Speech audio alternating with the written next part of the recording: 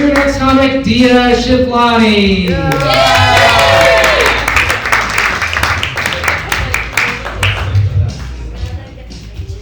Howdy, y'all. How you doing this fall? So I know it's not fall, but that's the only sentence I can say with the American accent.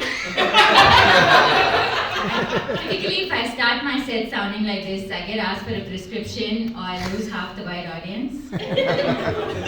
So, in case you're wondering why I sound like your primary care physician, it's because I'm originally from India. But I did spend 16 years in Australia, so I could have started with, "G'day, how you going?" But then I think I would have lost all of you. So, I think all immigrants should actually go through Australia before they come to the US. I think it should be like a rite of passage because Australia is like a mix between Texas and California. It's they're like liberal racists over there. So I always get asked for my pronouns before they say something racist. So they'd be like she, her. The curry muncher wants to go back to where she wants to go back to where she came from.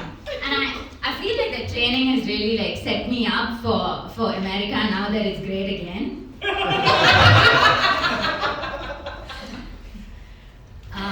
But the whole move from like India and Australia to the US has been very confusing because all my life I've been told to the left, you know, like walk on the left side, clean my ass with my left hand. Like, I see some of you got it, and, you know, because you understand Indian culture, and the rest of you have some homework to do. And then you know, even vote for the left. But after coming to like the US, everything is on the right, and I realized that seriously this week, especially on Monday when I took my California driver's license test. And I failed. Like, who the fuck fails a test in LA? And who fails in their 30s? I failed. So I asked the instructor, I was like, why did I fail? Like, I know everybody in America is on the right, and I'm not just talking about the politics, but why did I fail? And she was like, "Ma'am, the stop sign." And I was like, I know. Nobody in LA actually stops at the stop sign. But I thought this was a test, so maybe I should. And she was like, "Ma'am, the stop sign, you didn't turn your signal on 100 feet before the stop sign." And I was like, that is the point of a stop sign. You stop, you take out your phone, you swipe right on Tinder, you buy a cool sweater on Amazon. Nice gray sweater, sir. And then you decide if you want to go left or right.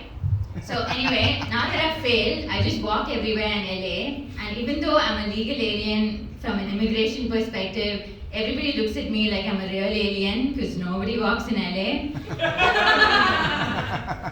But I did get asked if I could vote, like who would I vote for? I would have voted for any party that would give me a green card. My pronouns are, I'm not going back. I put the namaste in namaste.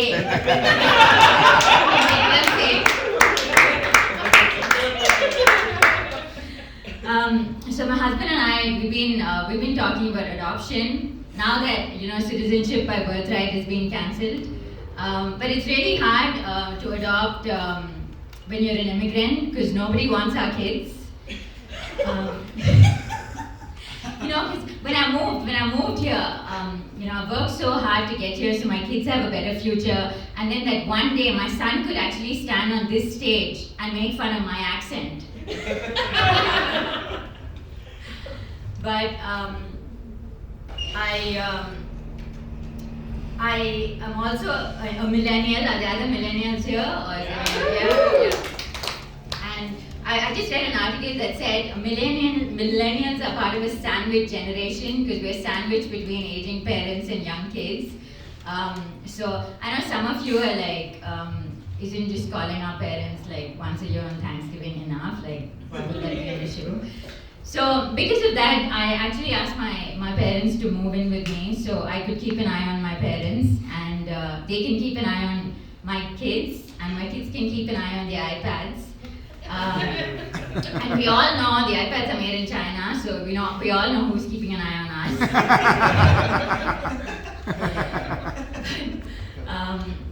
I don't know if you guys know, but 1 in 500,000 women is allergic to the birth control pill. Is anybody here allergic to the birth control pill?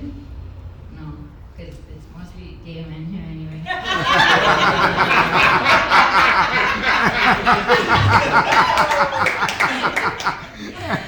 So, which is crazy, right? Like, so then people have to use other forms of contraception, like pulling out or anal. So, I am one of the 1 in 500,000 women, and so I practice no sex, which is really easy when you've been married for more than a year. Right? Yeah. Any married couples here? You guys are married, you understand what I'm saying. So the rest of you are not married. So you're actually hanging out by choice, which is, I don't know what the deal is. So my husband and I practice no sex. And you know when people don't have a job, they're unemployed, they say they're between jobs. My husband and I were between intercourse. So the other day we were like, the kids had gone to bed and we had some time for each other and we were like, should we fuck or should we do something fun? And we were like, no, let's do something fun. So we cleaned out our utensil cabinet, we repainted the walls, and then we just watched Joe Biden speak at the debate in slow motion.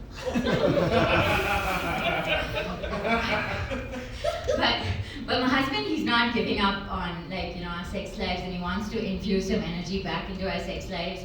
So the other day he came home with this chain, and it started with really small beads, and then the beads just got bigger and bigger.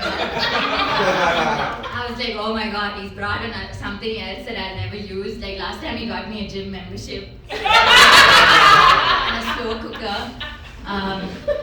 So anyway, I was like, what is this? And he's like, babe, I thought we'll start with level 1 sex toys. These are anal beads. And I was like, is this for you? Because the kids already gave me hemorrhoids when I was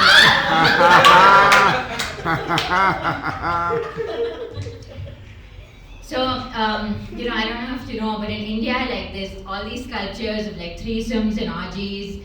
And so my husband and I were like, we need to keep our culture going, take one for the team. We can't forget about our culture after moving overseas. So we started talking about a threesome. And choosing a third person to join you in bed feels like choosing a president, right? Because seeing the same person on top for 8 years kind of gets boring. And then sometimes after 4 years if they don't meet your needs.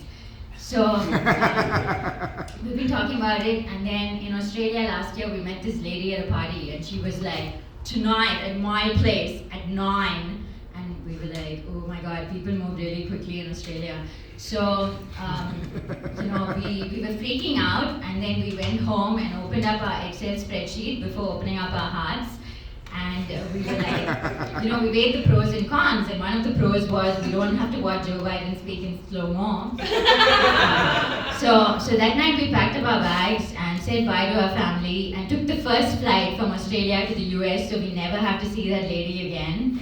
And because when you're asking a third person to join you in bed or choosing a president, you don't want someone who's flawless, right? You want someone who you can blame easily when things go wrong. Why go with something new and exciting when you can go with tried and tested? On the president's case, tried and tested.